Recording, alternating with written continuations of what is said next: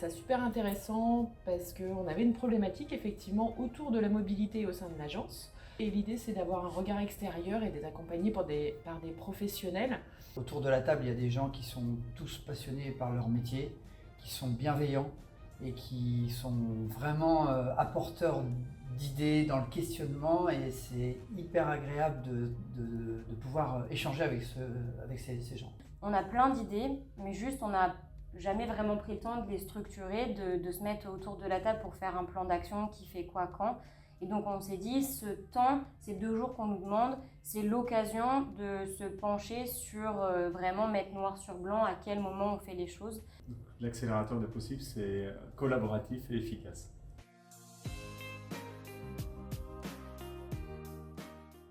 Donc le lien avec les conditions de travail, il est très fort parce que nous, on souhaitait travailler sur la mobilité et les trajets réalisés. Aujourd'hui, c'est des trajets qui sont réalisés quasi exclusivement en voiture, mais le fait de changer, d'aller vers d'autres types de mobilité, notamment le train, ou organiser plus de covoiturage, ça entraîne des grosses conséquences sur le travail, l'organisation et la planification des personnes, et aussi sur l'amplitude horaire sur laquelle elles vont travailler. Aujourd'hui, on n'a pas avancé sur le projet correctement pour pouvoir améliorer les conditions de travail.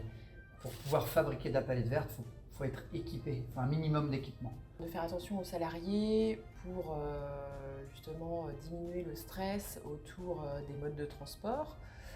On souhaite aussi voir en termes de temps, sur le temps de travail, ce que ça peut représenter.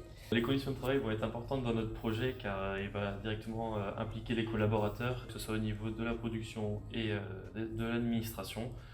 Donc on va avoir besoin de tout le monde pour que ce projet il aille jusqu'au bout.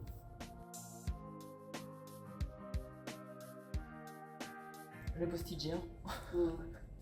Oui, pareil. Où on reformule la question de la problématique et on partage avec les autres entreprises pour trouver des idées.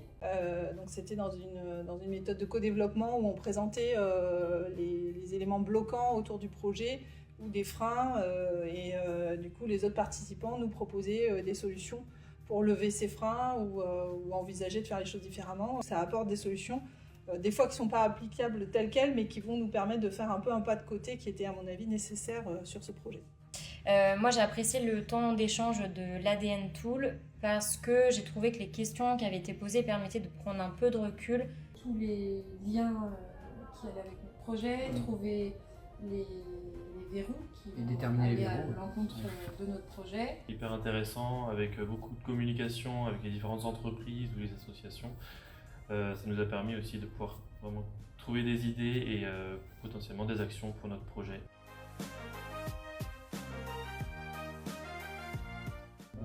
C'est intéressant, ça permet vraiment de partager des idées avec d'autres entreprises, avec d'autres associations qui ont des problématiques différentes et qui peuvent avoir un regard neuf sur le projet et qui peuvent vraiment apporter des idées différentes de celles qu'on aurait pu apporter.